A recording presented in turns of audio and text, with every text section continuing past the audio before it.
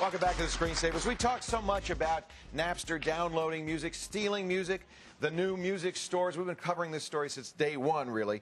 But one of the problems that really hasn't gone away is that the record companies really control. They have a stranglehold on music and music publishing. Wouldn't it be cool if you could find songs, listen to songs online, pay for them if you think they're worth paying for them, not if they're not, almost shareware for music? Our next guest may have figured it out. Shareware music from Magnatune.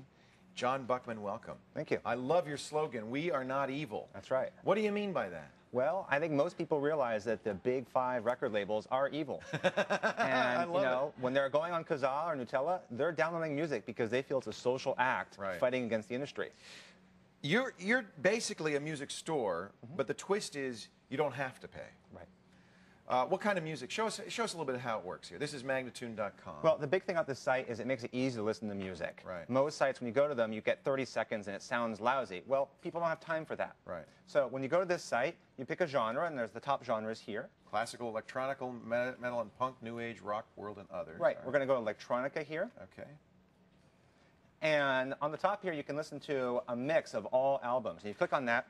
Oh, that's neat. So this is like a radio station. That's right. What it's going to do is it's going to play all our artists, one song after another, and you can go back to work and just listen to what you like. And when you hear a song you like, you can then look at the playlist and say, I want that album, or I'd like to hear more from that That's artist. right. And this is not some weird DRM thing. This is just an MP3 stream. Okay. And you're getting a playlist. So if there's a song you like, you can listen to it again. Easy to find. If you don't like that song, you skip it. Right. You can't do that with radio usually. All your stuff is MP3, 128 kilobits? Yeah, everything you get for free is 128K. Okay. If I buy the album, what do I get?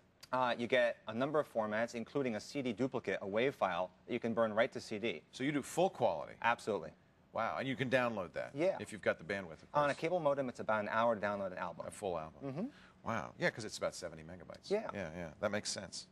Or 650 megabytes. What was I saying? 70 megabytes if it's MP3s. How do the artists feel about this?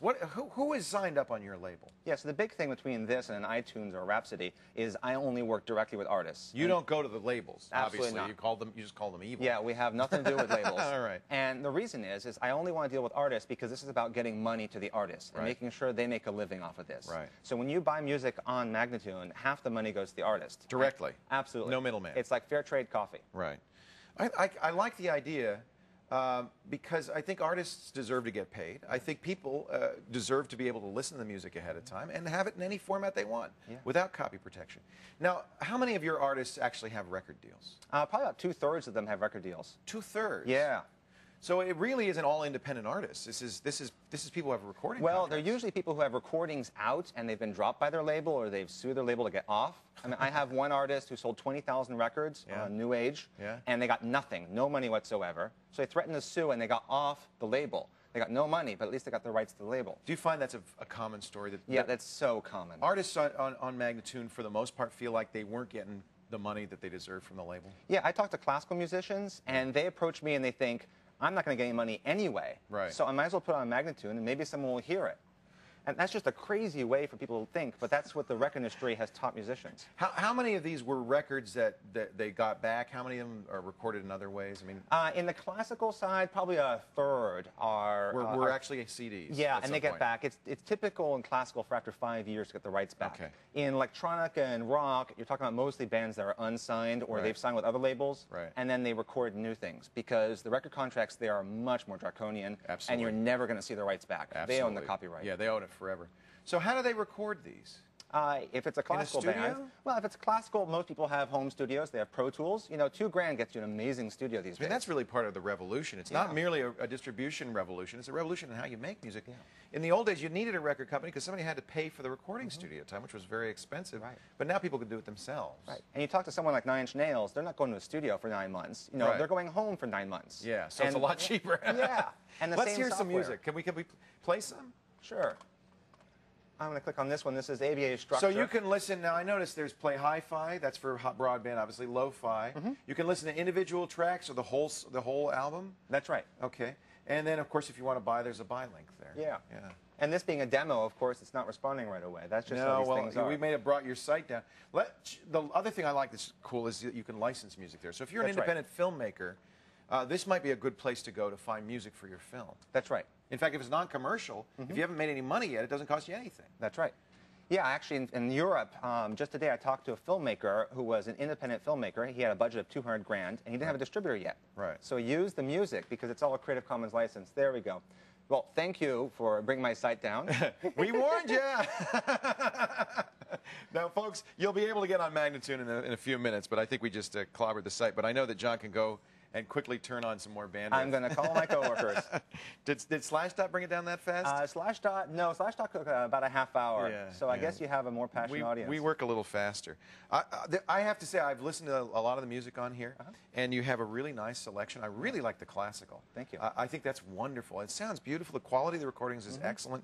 I like it that you can get full quality as well as MP3s. Right. That's unusual. I don't know anybody who's doing Well, that. unlike an MP3 com, I don't let people sign up just because they call me. Right. In fact, only about 5% of what gets submitted gets accepted. Interesting. Yeah. And why is that? So you have quality limitations, or Yeah, what is I have a whole committee of people who receive all the submissions, and we get about 300 submissions a week.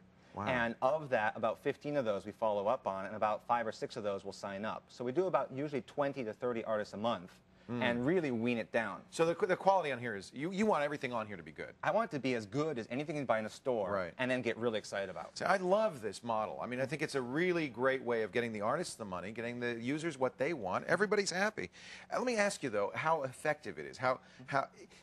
Do you have any statistics on how many people end up buying? Yeah, about 1 in 53 people who visit the site buy. Okay. Now, of course, most people leave quickly. That's just the way the internet is. They just check it out and they go. But still, when I went to Tower Records and I counted the number of people coming in, not buying and leaving. That's pretty normal. It was about the same. Do you have any idea of people who actually download music? How many people end up paying for the music? Yeah, it's about 1 in 20. So that's good. It looks like, yeah. I think that's excellent. Yeah. Are the artists happy? The artists are ecstatic. It's free money for them. Yeah. They were just sitting on those recordings. Yeah, and they put stuff up on other sites, you know, and you put it up on a garage band, and no one listens to it, no one buys it, you just vanish. I want people to support it just because I think this is the right way to do things. Use the Creative Commons license.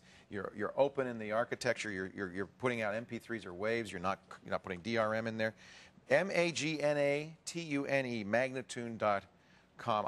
Just at least check it out and see if there's something in there that you would like to listen to. And you know, if you like the music, buy the music. That's right. Support the artists. They get half the money. I think that's a great deal. For more information and links about Magnatune's open source music, I think we should call it open source music. It's all at the screensavers.com.